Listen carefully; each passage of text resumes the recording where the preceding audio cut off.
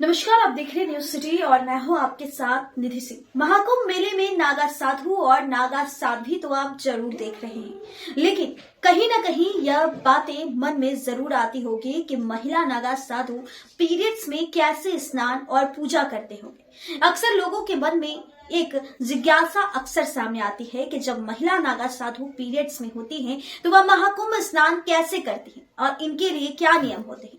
आइए जानते हैं महिला नागा साधु की पीरियड्स के दौरान महाकुंभ में स्नान करने के क्या कुछ नियम हैं। महिला नागा साधु का जीवन साधना, तपस्या और भक्ति से भरा होता है।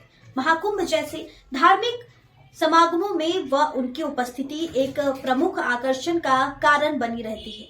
महिला नागा साधुओं के जीवन में कई सख्त नियम और परंपराएं शामिल हैं, खासकर पीरियड्स मासिक धर्म के दौरान। उनके जीवन के यह नियम इस बात को सुनिश्चित करते हैं कि उनकी साधना और तपस्या में कोई बाधा न आए। आइए जानते हैं महिला नागा साधु पीरियड्स में के दौरान महाकुंभ में स्नान और अन्य धार्मिक प्रक्रियाओं के कैसे संपन्न अपना करती हैं।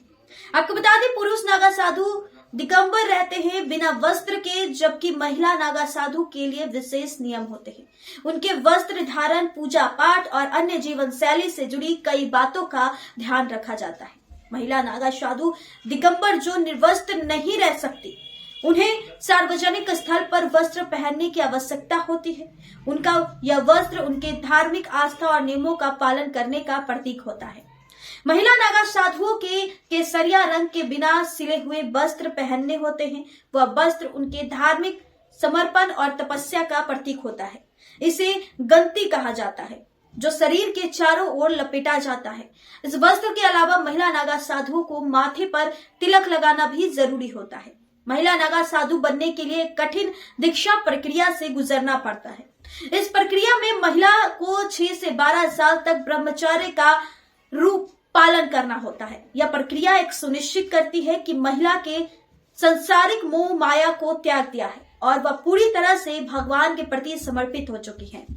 इसके बाद महिला को पिंडदान करना होता है और उनके सिर का मुंडन किया जाता है। महिला नागा साधु का जीवन आध्यात्मिक साधना, पूजा पाठ, जाप और ध्यान से भरा होता है। वह विशेष रूप से शिव पार्वती और माता काली की पूजा करती है। महिला नागा साधु के लिए पीरियड्स के दौरान कुछ विशेष नियम होते हैं। जब कोई महिला नागा साधु महावरी में होती है तो वह पूजा और भगवान को छूने से बचती है। इस दौरान वह राख शरीर पर लपेटे रहती है और गंगा या संगम में स्नान नहीं करती।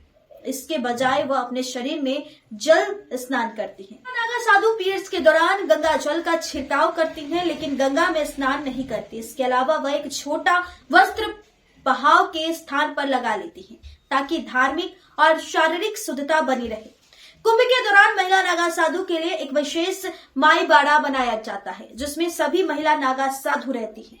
महिला नागा साधुओं का आहार बहुत ही साधारण और प्राकृतिक होता है। वह मुख्य रूप से कंदमूल, फल, जड़ी बूटी और पत्तियां खाती हैं। उनका भोजन बिना पका हुआ होता है और वह शाकाहारी होती है। इसके अलावा महिला नागा साधु का दिन पूजा पाठ और ध्यान से शुरू होता है। वह सुबह ब्रह्म मूर्ति को देखकर उठती है, मुहूर्त में उठती और शिव जी का जाप करती हैं और शाम को भगवान दत्तात्रेय की पूजा करती हैं। इस रिपोर्ट में बस इतना ही। देखते रहें न्यूज सिटी। बहुत बहुत धन्यवाद।